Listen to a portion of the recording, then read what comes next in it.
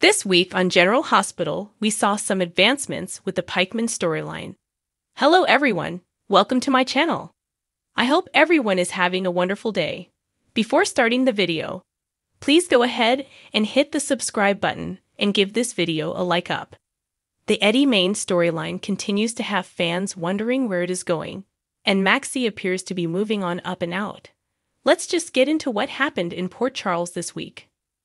Thanks to a handy-dandy diagram, Anna connected Sunny, the WSB, and Pikeman all back to a common denominator, Valentin.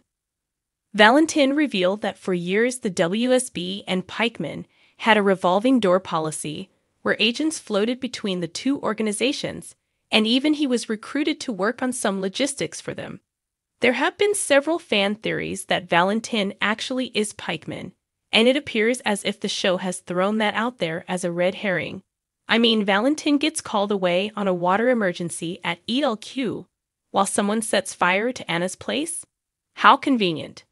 However, given Anna and Valentin are one of the few big couples the fans remain currently excited about, I just can't see them turning Valentin evil. I mean, the show has enough on its hands with the ticked-off Sprina fans as is. Plus, it's hard to see them sending Val over to the dark side after the relationship he's formed with Laura, and the family bonding scene with Spencer, Ace, and yes, even Esme this week. As I said last week, it's only right for Valentin to become head of the Cassadine family and to lead them in a better direction.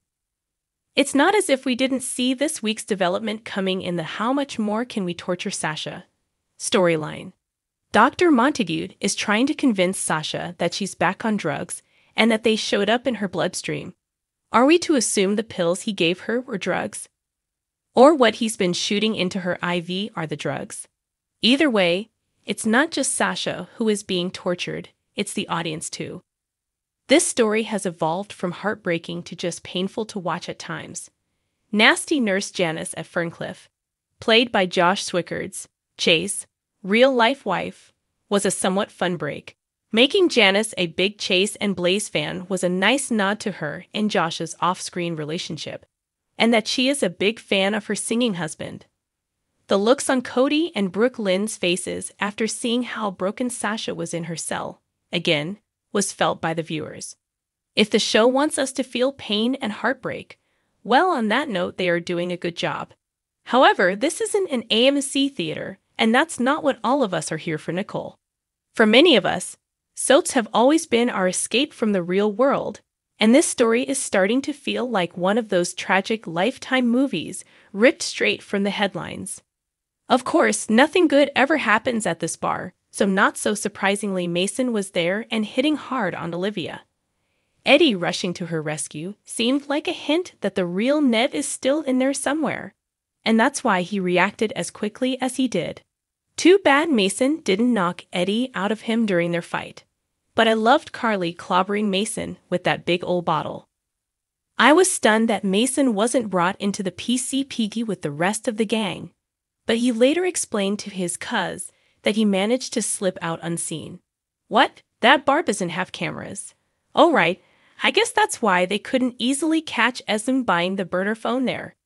The chaos that ensued at the station again played off as just some more filler, with the big cliffhanger of the week being Carly being stuck at the station waiting for Joss, or anyone, to come to sign her out as she refused to let Sunny do so.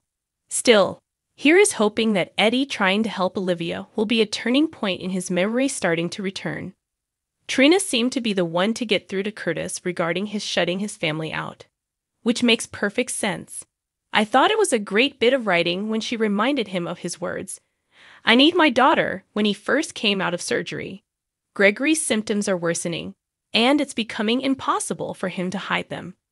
While this has the makings of a tragic drawn-out soap death story, it's just too soon. We haven't forgotten Mike's similar heartbreaking demise, so this comes off as the show trying to capture lightning in a bottle twice.